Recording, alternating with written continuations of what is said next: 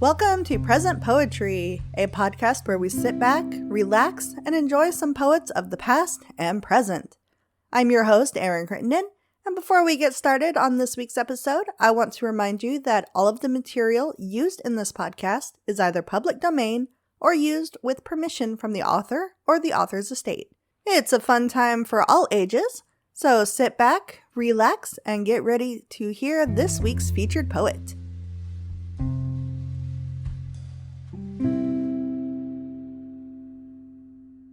This week's featured poet is Francis Gummere. Francis Barton Gummere was born March 6, 1855, in Burlington, New Jersey, to Samuel James Gummere, the first president of the Haverford College, a school founded by his father, John Gummere.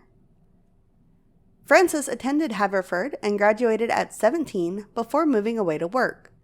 He then went to Harvard University, where he met Francis James Child and George Lyman Kitteridge. Francis Gummere helped Child with his ballads before earning his degree, and he later wrote 2 books about his experiences.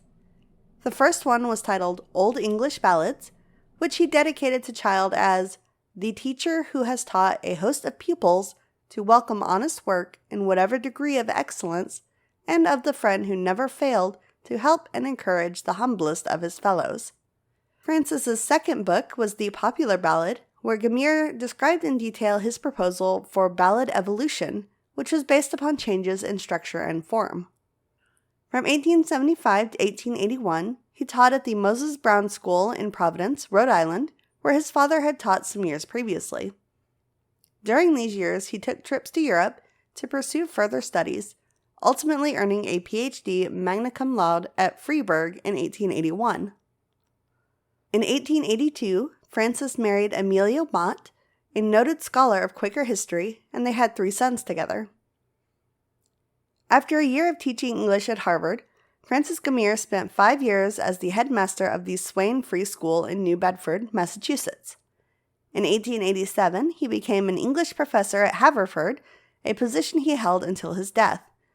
And in 1905, he was elected as the president of the Modern Language Association. In 1910, Francis Gummere published his translation of Beowulf, a book which is widely regarded as the most successful attempt to render in modern English something similar to the alliterative pattern of the original. Francis Gummere passed away on May 30th, 1919, in Haverford, Pennsylvania, at the age of 64. His cause of death is unknown. During his life, Francis Gummere produced 9 original works and several translations that are still in use today. We are going to read excerpts from The Beginnings of Poetry, a book he published in 1901, which is available now through the Gutenberg Project.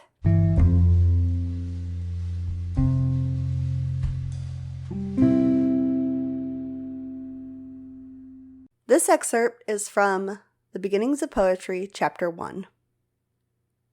There are now 3 ways by which one can come to poetry from the outside, and regard it not technically, but in the spirit of research. There is the theory of poetic impulses and processes in general. There is the criticism of poems and poetry as an objective study, and there are the recording, the classifying, and the comparing of the poetic product at large. The present work belongs to the 3rd division, and in its method must keep mainly within historical and comparative bounds.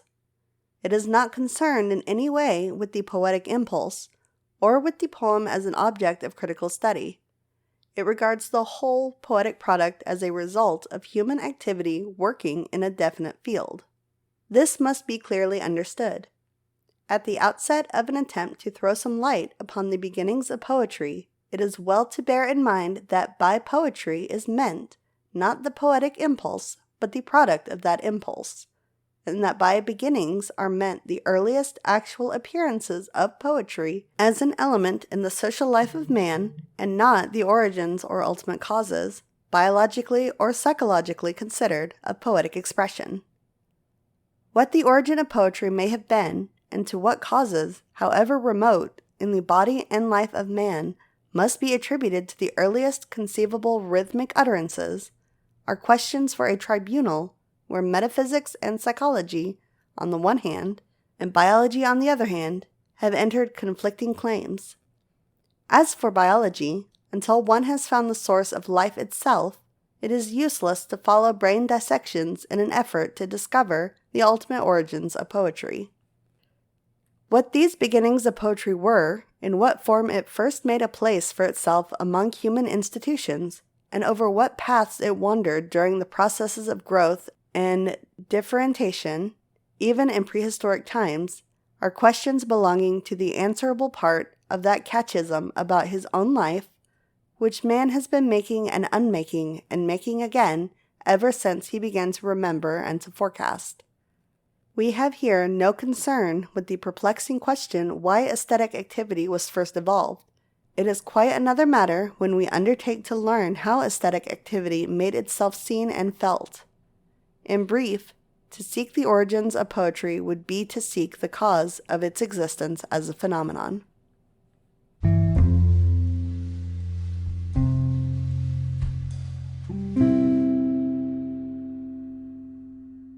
This excerpt comes from The Beginnings of Poetry, Chapter 2. It is evident that one is not likely to be embarrassed by a lack of rhythm in early poetry, but rather by a lack of anything else. There is the danger, when one has made so much of rhythm, that this early art will be called nothing more than vocal music, and will vainly claim the title of poetry. Here are dance and music, one is told, and that is all. The mere fact of utterance is social.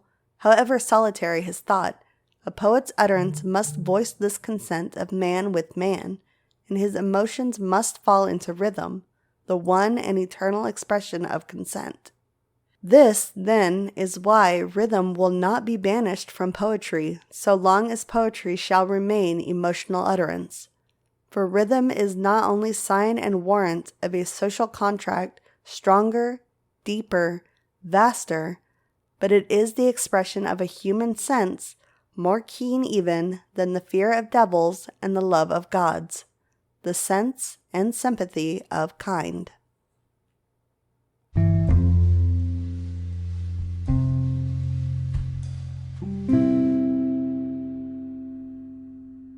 This excerpt comes from The Beginnings of Poetry, Chapter 3. The study of rhythm threw one fact of primitive life into very strong relief: the predominance of masses of men over individual effort, and the almost exclusive reign of communal song as compared with poetry of the solitary artist, with that poetry which nowadays makes sole claim to the title.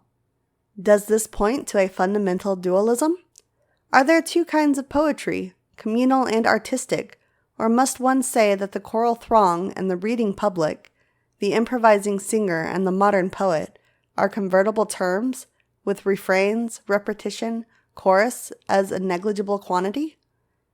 Is the making of poetry really one process under all conditions of production, or does the main impulse, in itself everywhere invariable, undergo enough change in its outward relations and conditions to warrant the division of its product into two kinds? And there an end, cries the critic, what more is to be said? Nothing, if one is discussing poetry merely as an impulse to emotional expression, which springs simple and distinct from the heart of man. But there is more to be said when one treats poetry not as the impulse, but as the product of the impulse, a product falling into sundry classes according to the conditions under which it is produced. Setting theory aside, it is a fact that critics of every sort have been fain to look upon the product of the poetic impulse as something not simple but twofold.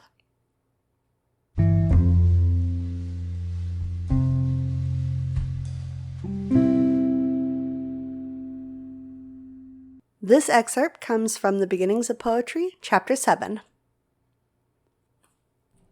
The centrifugal, individual impulse lays hold of an unvaried repetition of rhythm and evolves couplet and stanza with variations of rhyme, assonance, and the like, laying hold of the expression itself and by a parallel process applied to style instead of to form. This impulse leads to variation in expression, to something in one verse very like the corresponding part of the preceding verse, yet different. Step by step, with the aid of the Apollonian instinct, metaphor becomes conscious of itself and of its own effort. It works out a poetic dialect which, contrary to the common notion, is an increasing and not a decreasing factor in poetry.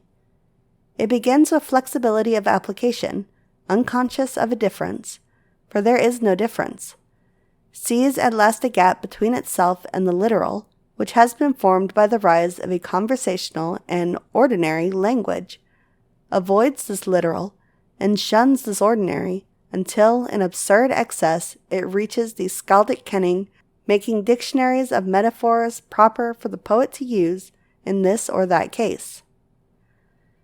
Finally, it returns upon itself, seeking simplicity, if it can find it, but still refusing to join hands with the talk of everyday life. Be all this as it may be, the metaphor of the verb is both older and more communal than the metaphor of the substantive, which better fits the inventor's case and may well have been the origin of the riddle, conceded to be a very ancient form of literature. As in the beginning, so even now, the more individual, artistic, and subjective poetry becomes, the more it tends to deal in intricate metaphor, the less it has of the simplicity due to statement of action in simple, because communal phrase, and whenever reactions set in toward that communal state of things, action comes to the front, intricate figure vanishes, verbs have more to do, substantives less, and adjectives almost nothing.